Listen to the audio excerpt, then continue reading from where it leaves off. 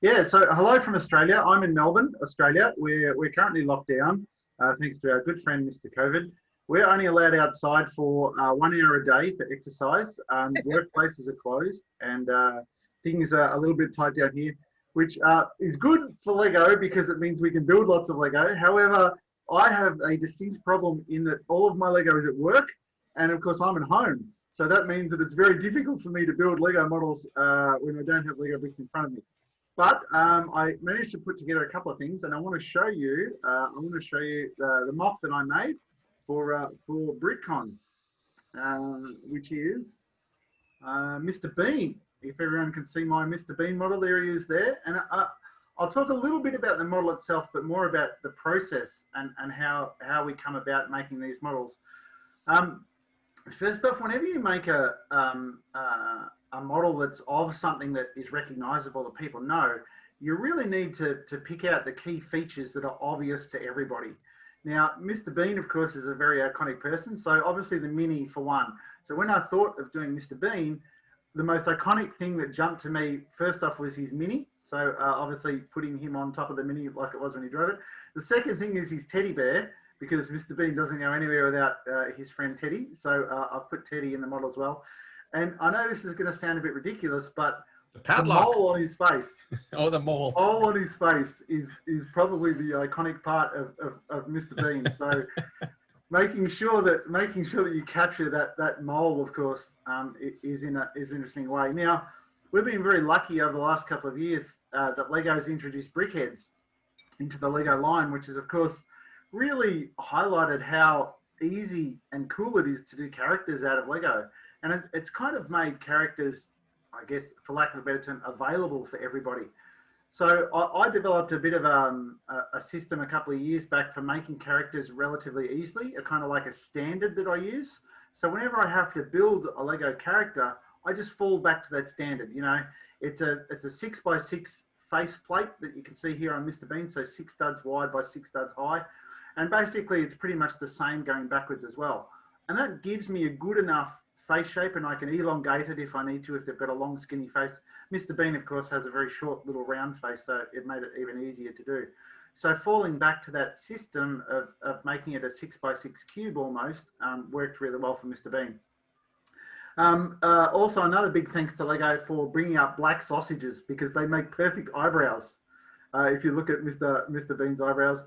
I'm always in awe, and one of the best things I love about going to BrickCon is when you look at a model, just the interesting part usage that people come up with. And I'm constantly in awe of different ways that people use different parts. I mean, when you see a black sausage, you don't traditionally think of eyebrows, but in this scenario, that's sort of the way that they've come across. The other cool thing about this car, and here's one really cool thing I really love about Lego. It's a bit of an epic fail on my part, to be honest, but I'm okay with failure. The first part is this is actually power functions. This actually goes. The back wheel is power function and the front wheel turns. But what I didn't know when I was making the model was that it would be so heavy that the poor motors really struggle in it. So it does go and it does drive, but it's like super slow. It's pretty much like a snail. So yeah, so it's whilst it is got power functions in it, it ain't real fast. It's like Granddad on his old motorized scooter driving around Walmart. She's not real fast. But yeah, so that's kind of the hidden feature, if you like, of it. When of course I was researching Mr. Bean's car, there's a lot of iconic things about his car that you really have to include that people, of course, are going to recognize and get to. Things like the padlock, for example, say, you know, Mr. Bean locks his car with a padlock and a bolt on the outside of the door. The way I've done that is I've used flex tubing to make that little arch.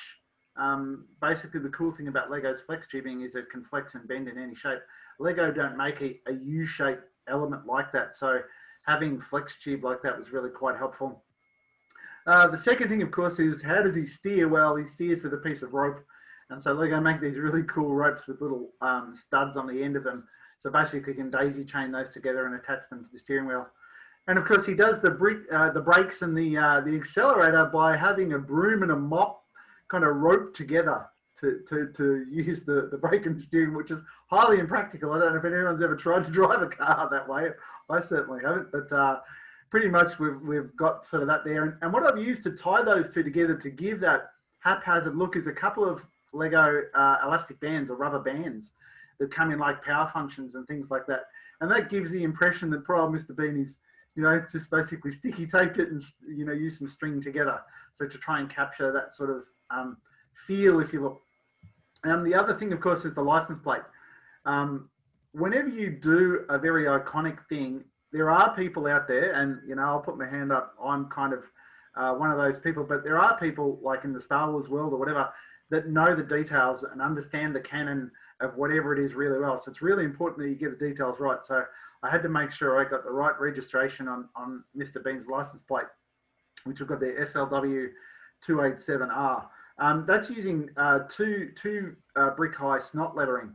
If you ever want to learn how to do lettering really easy, 2 brick high snot letterings, so well documented on the internet as to how to do it. If I could offer any advice to do things like, signs on shop fronts or on the sides of vehicles or whatever, 2 high snot lettering is a fantastic way to do it.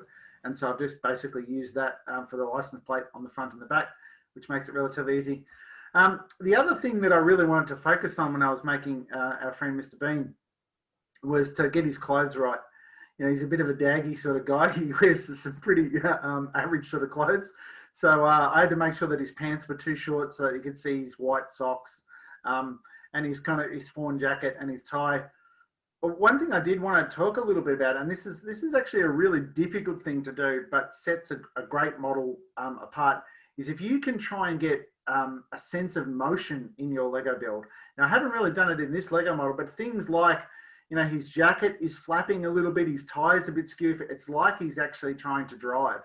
And so if you can get a sense of motion in your Lego builds, it really adds another level to it and kind of makes you feel like some action's happening without actually having any action happening. So I've basically tried to get that in there with, put his jacket a bit flat back and his tie a little bit skewish and that kind of stuff.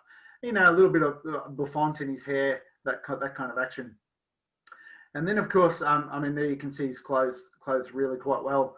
The Lego palette explosion has really given us so many great new Lego elements. All these for his fingers in particular, these little clips and bars and things like that. There's such great elements. I really like to think that Lego Mixels, that range from a couple of years ago, really kind of opened the door to these fiddly little elements that really allow us, quite a lot of posability. So it's very thankful for that for Lego. Obviously, they don't come in every color because, it'd be nice to have some of these colors in the tan color that the Lego have that I'm using for the skin tone here. But, you can kind of get away with it. They're quite small Lego elements. Just the rope that's holding the chair down on the Mini, that's actually 1x1 round Lego bricks with flex tube on the inside of it. That's what's holding it together and allowing it to get that bend and shape. Otherwise, you can imagine trying to stick those together and they'll be falling down all over the place. And so we basically put some flex tube on the inside there. Before I go on to Teddy, have we got any questions, Lauren? Yeah, we actually got a couple on the car. How big is this MOC actually? It looks fairly good size. Yeah, it's about 40, I think it's 48 or 49 studs long. It's quite long, and it's about sort of 32 studs wide or thereabouts. How I came about that size is really interesting. Basically, the wheels were what we call Unimog wheels, so first featured on the Lego Technic Unimog. They're the largest wheel that Lego makes, so that determined the scale of the car. Obviously, the cool thing about the Mini is the wheels are really small on a Mini, so that allowed me to go a little bit bigger. So very thankful for that. But basically, that determined the size of the car. So once I picked the wheels, because I wanted to make it move, I mean, I could have made brick-built wheels, but it'd be a bit of a bumpy journey. It wouldn't drive too well. So that's why I went with those size wheels, and that kind of made the scale that I was working for. And it also happened by sheer luck or fluke or accident or good planning. It roughly worked with the scale of the figure that I was planning to build as well. So it kind of all came together. So well, that makes it about 10 inches wide and 15 inches long for people that don't know stud widths and sizes. Yeah, there you go. Nice conversion there, Marianne. Nice work. Happy days. Cool. Okay, what else you got, Lauren? Another question about the car is how did you attach the chair? It looks like you did some round 1x2s, round Yeah, 1x4s. let's do a little bit of zooming in. Actually, we'll go into that one. Hang on, and I'll just zoom in so you can kind of see. Oh, it won't let me zoom in, unfortunately. But they're 4x4 round plates, and I used the new dark brown color that Lego has. I obviously have a lot of brown in there on his pants and the mop handle and the rope. So I just wanted a slightly different look to it. So yeah, they're just 4x4 round plates, basically stuck on top of the car or thereabouts, and they kind of give the impression of chair legs, just to break up the color and make it look a little bit different. Great. As for the questions about the car, about the build, that's about it. The other questions are more generic on how do you find your inspiration to do these builds like Mr. Bean and Teddy. Yeah, cool. Well, I guess the thing is, like everybody, Lego is this limitless thing that we can make absolutely anything out of. And so I have a terrible memory. My memory is totally shot to pieces. So I use the Notes app on my phone, and whenever something comes to me, whether I'm watching TV or reading a book or listening or to music or whatever, or talking to people, and an idea pops up, I just put it in my notes on my phone, and I literally have probably 1,000 or 2,000 items in there of things that I'd love to build at some point in time. And so that's kind of where I store my ideas or thereabouts. And then when it comes time to actually do a build, I basically go through that list and go, oh yeah, man, that would be awesome, or that would be awesome, and that kind of stuff. So pretty much gone down this path of, basically whittling through my notes and ideas. And one of the cool things that I really love about BrickCon and going to BrickCon is some of the other AFOLs that display along with us. And, I'm always inspired. Lino in particular, his cars are always very inspirational to me. So one thing I wanted to do was build a car that I could, put on the same table as one of my favorite AFOLs. And so that kind of said, okay, so it's going to be a car. So maybe now I have to narrow my notes down to my list and basically work through that way. So pretty much in that kind of context, I guess. Hope that answers the question. Oh, Lauren, you're muted. Somebody's asking what you think of the differences between the US and the Australian version of Lego Masters. And not everybody realizes that you're the judge for the Lego Masters in Australia. Yes, I'm the judge apparently. Yeah, so there's some trouble there. Yeah, so I'm the judge on Lego Masters Australia. We've done 2 seasons down here, and we're about to start filming our 3rd. We've been a little bit delayed in the process, but look, the differences are more technical. For example, sake, the US version has a couple more teams. For example, sake, like anything that comes out of Hollywood, it's a bit bigger. So, things like the set's bigger, the production budgets are bigger, they've got some cool animations in there. The whole thing just has a bit more of a bigger feel to it, if you like, which naturally comes out of sort of, that's Hollywood's, the way that sort of Hollywood works in that kind of way. So that's probably the main difference for me. But, as far as contestants go, they're all just as creative as each other. And I think, I've been very fortunate to go to a lot of AFOL events around the world, and, AFOLs around the world are very similar in that they come up with amazing ideas and different ways of thinking and that kind of stuff. So it's very much more a technical thing, if that answers the question. Yeah, I really like the difference in the brick pits. I like the Australian ones better. You're not OCD at all, are you, Lauren? You don't like your bricks sorted a certain way or that kind of stuff, Yeah. Let's see. A question that popped up at the top of it is, what is the rarest element in your collection? Oh, well, okay. So for those of you who probably don't know, I'm a Lego certified professional. So I build Lego professionally for a job. And so I've been doing it for quite a while now. And as you can imagine, I've managed to come across lots of crazy Lego elements and pieces and picked up all sorts of crazy stuff all over the place. I have 2 Lego elements. One's a minifig and one's a part. The minifig first is I managed to get a Yoda minifigure from the giant X-Wing build in Times Square, the New York I Heart Yoda minifigure. I've got one of those. That's probably cool. The rarest minifigure that I have, because they're only ever given out in New York at that particular event. So that's probably the one that I treasure the most and was given to me by a friend of mine. So that's probably number one in the minifigures. But part-wise, I've actually got some Lego elements that were never released to the public. So I've got some Lego bricks, and I don't have them here. They're all at work, unfortunately. But things like pieces that have the wrong colors in them. I've got one Lego element that's actually 6 colors molded together. So it's kind of blue, That's yellow, cool. green, red, pink sort of stuff molded together like that. So I've got a few Lego elements like that I'll just never use. And I did once get a box of Lego. As you can imagine, I use a lot of Lego. I did get one Lego element that actually had a molding sprue in it. And for those who aren't sure what a sprue is, that's kind of like the off-cut plastic that comes off a Lego brick when it gets molded. And I actually have a sprue that turned up That's cool. in a box of Lego. So that was super awesome as well. So that's kind of pride of place too. Cool. So what was the starting point on sculpting the car for Mr. Bean? Yeah, so the cool thing is... Tires, I think. Sorry, Diane. Likely the tires, I would assume. Yeah, well, the tires certainly was the number one part. I'll just share the screen again and go back to the car. They determined the size and the scale. So they really made, the size of the car working. Now, this is a really interesting question because we all have, when we're building our Lego, whether we know it or not, we all have our own style and our unique way of building Lego. For example's sake, some people really love a certain type of Lego element. They love wedge plates, or they love curved slopes, or there's lots of different Lego elements that we really gravitate to as our favorites. And I myself, I'm a plain bricks and plates kind of guy. I really like using plain old bricks and plates. That's sort of my style that I like to do. And so if you look at the car, it's got studs all over it. Some people will completely cover this with tiles and curved slopes and all of that kind of stuff. I kind of wanted to show the chunkiness a little bit of Lego. However, in direct contrast to that, if you look at the chair is the opposite. What I've actually done with the chair is I wanted to give that soft textured look of the chair.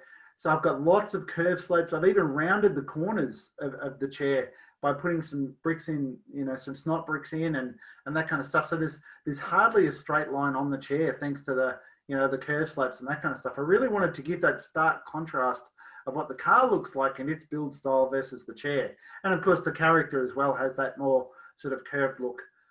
If you're really interested in your Lego parts, and I know lots of people are, if you look at his chin, you'll see these new, well, they're relatively new, they're not super new, but curved 1x1 tiles. These little tiles that have kind of a curve in them, basically a 90-degree curve in them. They're the most awesome, super cool tile that Lego's made in a long time. And they're so versatile. I mean, I happen to use them to kind of give him a bit of a chin and a neck look, but they can be used to make amazing floor patterns and all sorts of great stuff. So Lego, sorry? Lego dots. Lego dots, exactly. Nice work, Robin. Yeah, Lego dots is, we have a lot to thank as Lego have released all these new lines. Mixels, we all kind of jumped up and down and thought they were a bit lame to start with, but the elements they gave us were unbelievable. And the same with dots. It's kind of like, wow, it's just a bracelet, but no way is it just a bracelet. It's, we've got all these cool new parts in it and stuff like that. So you can kind of see the contrast in styles between the car and sort of the chair and the figure, if that answers the question, Lauren. Yeah, it does. We've got about 8 minutes left, so we've got a couple more questions, unless you wanted to focus in on Teddy and show us a little bit more of how he was built. Oh, no, that's okay. I'll show Ted up, but no, hit me with the questions. Questions are easier to work through. Okay. One of the big ones is how many bricks in your collection? I know you work as a professional, but how many do you have down at your warehouse? Look, it depends who you talk to. So we have that many bricks. We actually have a dedicated inventory manager. So we actually have someone whose job it is to keep track of those Lego bricks. So I told this funny story. I actually told it at BrickCon a few years ago. So I'm gonna say it again. So for those who have heard it before, I do apologize. I'm like granddad who's repeating the same joke 50 times. But many years ago, I got audited by the Australian Tax Office because Lego for me is a tax deduction because it's a tool of the trade of what I do. And so they wanted to know why I had this inventory of Lego bricks. And so a couple of people from the tax office actually came to count the amount of Lego bricks that we have. Oh, wow. Yeah, truth be told, they just wanted to come and check out the workshop and see all this awesome Lego and stuff like that. But yeah, they basically came to come and count the Lego. Now this is sort of, you know, a long time ago, sort of 8 years ago or thereabouts now. But the number they came up with then was about 5 million bricks was sort of the generic number that they threw out. And they did that by weighing some boxes and all of those kind of things. But I think we're probably, at the minute, we're probably about 7 to 8 million. And it's only because we're working on some pretty big projects when we get back to work. So once, I guess, depending on what our workload is and where we're going and what we're working on, for example, say if we're building a life-size car, you know, we might get another 500,000 bricks in to work on that sort of project. So it really does depend on what we're working on. But the answer is millions. Great answer. Going along with what is the rarest, what is your least favorite Lego piece? Oh, you know what? In all my years, I've never been asked that question. I've been I thought it was a good one. Every Lego question in the galaxy, and I've never heard. Wow. Oh look, I'm not. Here you go. I'm going to go. This will polarize AFOLs and Lego fans around the world by answering this question. But I really don't like burps and lerps and big ugly rock pieces and those giant big molded pieces. I really don't get into those at all. That's not my cup of tea whatsoever. I'm right with you there on those. Yeah, they're no dice. I mean, you see people use them in great ways when they have to make big mountains and all that kind of stuff, but they're so repetitive in their pattern, and they're just, no, it's a no from me. That's Don't like the like the- molded base plates. I don't like those either. Yeah, I must admit I don't tend to use those. I mean, I loved them when I was a kid. Those molded base plates were awesome because you could drive cars around and, you know, all of that kind of stuff. They were very much the fun thing. But I look at them now and I'm like, I can't. How am I meant to build something big on like 6 studs or something like that? Exactly. So I tend to avoid those road plates. Not only that, I'll tell you. Here you go. I'm normally not allowed to comment or make pass negative remarks on the mothership, but I'm here because Robin's here. He can back me up on this one. I really don't like how Lego changed the road base plates a couple of times when I was a kid. They went from a certain design to a different, then they added a bike lane, then they had no bike lane, then they went to green and this kind of stuff. Man, that was a stinker of a move. They're changing them again, so it's going to be different again too. So. All right, okay. I think we're going to have like an intervention at Lego or something or other and find who's in charge of road plates because that's a stinking decision. That's a huge thumbs down. That's no dice from me. That's why you got to be stocking up there, Ryan. Yeah, okay, well, I'm just getting on the phone right now. I'll just place an order. Yeah.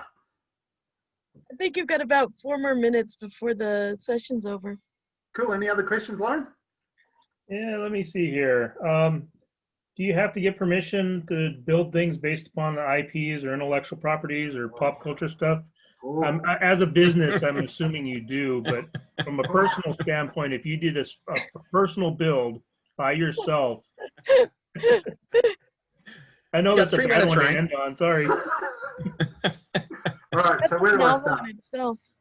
So the problem that we have is, as Lego certified professionals, the line between building for us and building for the mass market or promotions or a particular customer or whatever is so blurred and furry and open to interpretation that pretty much anything that we do, we pretty much need permission for. It didn't always start that way, but it's pretty much ended that way. So if I want to do anything Star Wars or anything along those lines, I have no choice, even if it's just for me. But if I put a photo online, because of the presence that we have, that breaks the rules. So pretty much anything IP related whatsoever that we want to work on, we pretty much have to get permission for. And so what that means is if I look at my notes app, all of the cool Star Wars models I want to make and stuff like that, they're pretty much off the table. For me to have a conversation with someone at Disney about what it is, that's a 12-month conversation, and they'll want to be involved in every step of the way and that kind of stuff. So that's the biggest downside of being a professional Lego builder that works with the Lego company so closely is we're hampered with all of that stuff. For example's sake, I'm neither a Star Trek person or a Star Wars person. I like both, but I simply cannot make anything Star Trek full stop because it's an opposing toy brand's property.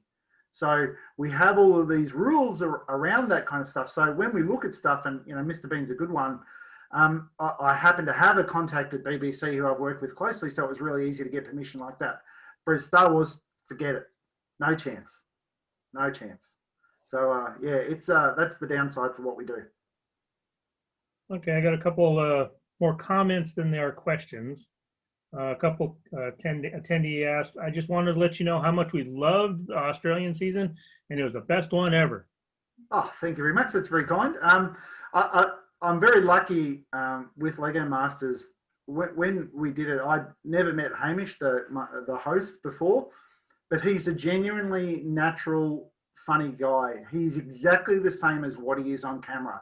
So when you work with someone that's not fake or any of that kind of stuff, it just happens. And the chemistry is awesome. He's a great bloke and we get along really well and we have, hang out and all of that kind of cool stuff. So when you're lucky enough to be partnered with someone like that, it just makes it so easy. And we have so much fun on that show.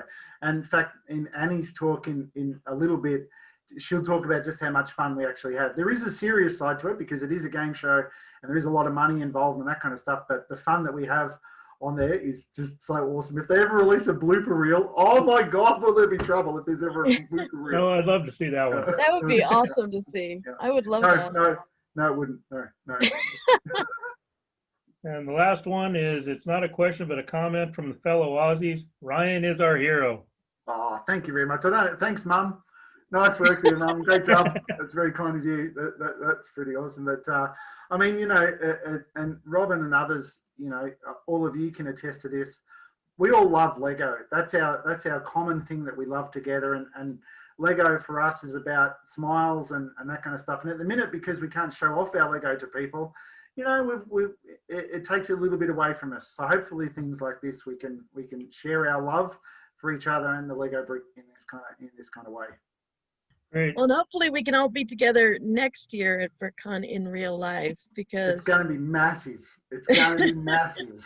So we're running into Mark's time, but thank you, Ryan. I appreciate it. Thank you, Ryan. It was good seeing you, even Thanks virtually. for joining us, BrickCon.